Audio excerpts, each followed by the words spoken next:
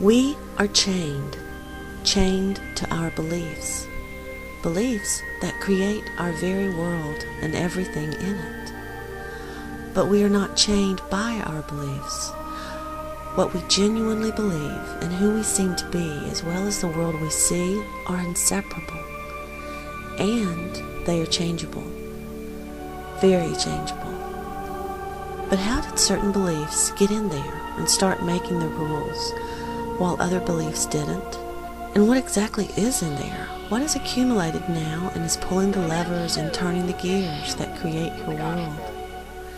Because whether pleasant or painful, your thoughts and beliefs build your metaphorical house. They manifest the you who appears to be, as well as everything you encounter. So if it's changeable, what is the key to consciously directing and selecting what we want to come forth?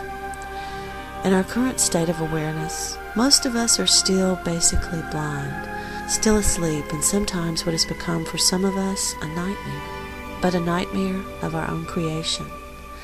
We sleep without realizing that we are sleeping until one day we suddenly begin to awaken, as you're doing now. But waking up can be confusing, a little dislocating, even scary, because we begin to notice things we hadn't noticed before. What we once accepted without question now seems out of the question. So we have to step out of line and watch helplessly as our friends and family continue to march robotically past, still caught up in the dream. Or if they do notice you've stepped out of line, others may fear you not going with the flow and react defensively. But even so, we can't deny what we are now seeing, and though we may try for a time to make sense of it, eventually we find it just doesn't give in to logic. Still, many of us spend years or even lifetimes searching for rational reasons to support what they have awakened to. But it is only after we finally abandon that fruitless search do we begin a different line of questioning. And like in Plato's cave, we begin to go, wait a minute, what is actually real here and what is shadow? Could it actually be the opposite of what we once thought? And you finally realize there's only one way to truly know, by direct experience as you give yourself to it. You go there and see for yourself.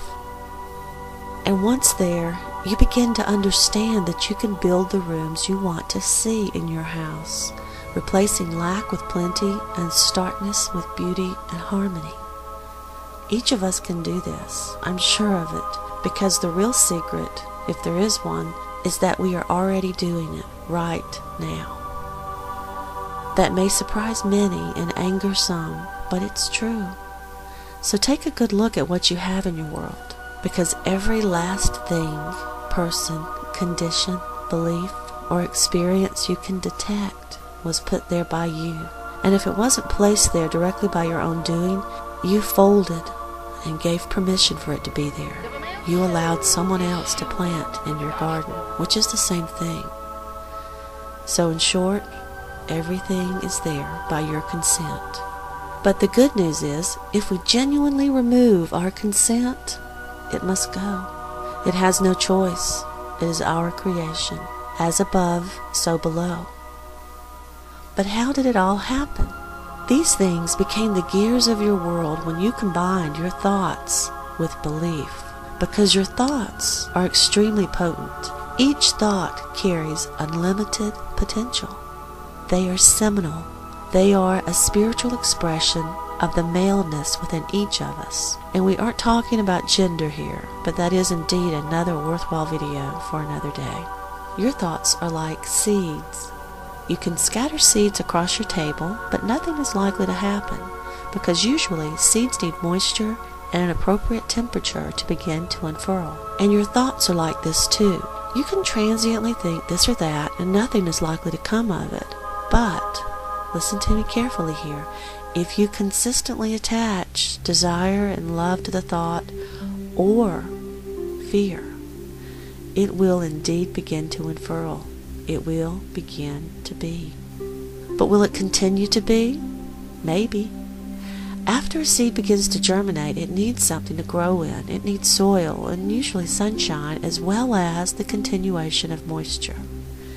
And for your thoughts to continue to grow, they need the stability of your belief, your conviction that it will be, that thy will be done on earth as it is in heaven. You need to provide the light of knowing that this will come to pass in its appropriate season, as well as the continuation of love and desire.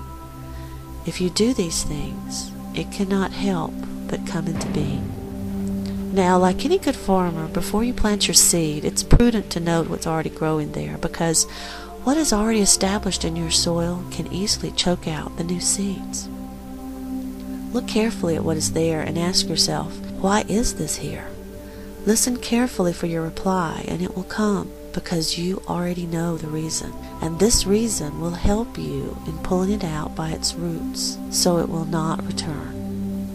For example, if you want to grow the plant of sufficiency in your life, but you planted and tended the seed of lack or scarcity years ago and watered it with your fear and gave it roots in your belief, it will compete and choke out your new seeds of sufficiency. So clear out what will compete with what you want to grow. But it's as easy as that. Yes, you'll get better and better at it the more you do it, but you can start right away and quickly find yourself completely amazed. I would love for each and every one of you to begin to try this today. Just look around in your life and select one small thing that won't have a disastrous result one way or the other. It can be anything, but make it something that's small. And also make it something that hasn't been with you for a long time, because these are more difficult to uproot. Ask yourself, why is it there? Because sometimes the reply in itself is enough to make it vanish into thin air when you see how silly and flimsy its reason for existence was. Simply the light of day, the light of realization, can sometimes just evaporate it. I've had it happen.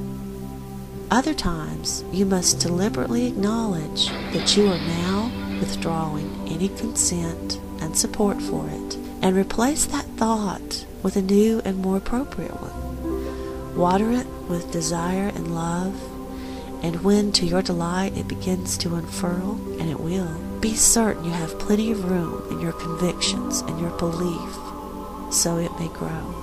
But speaking of belief, please, don't believe me.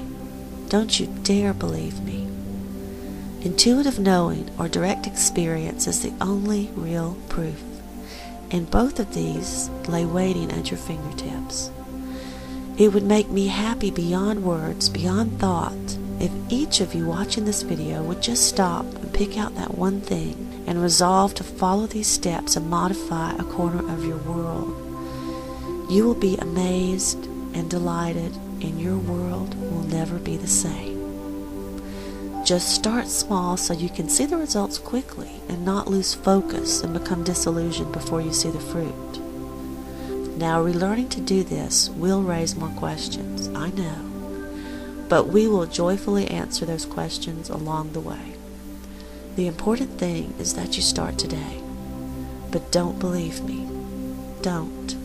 Just wake up, you sleepy creator you, and take a look at what you have created and see. Is it good? If not, change it. In the Coptic version of the Gospel of Thomas, Jesus says, "Let him who seeks continue seeking until he finds. And when he finds, he will become troubled. And when he becomes troubled, he will be astonished, and he will rule over the all." When one rises, we all rise. So rise. Do this. Try it for yourself, because when you do, you will be astonished.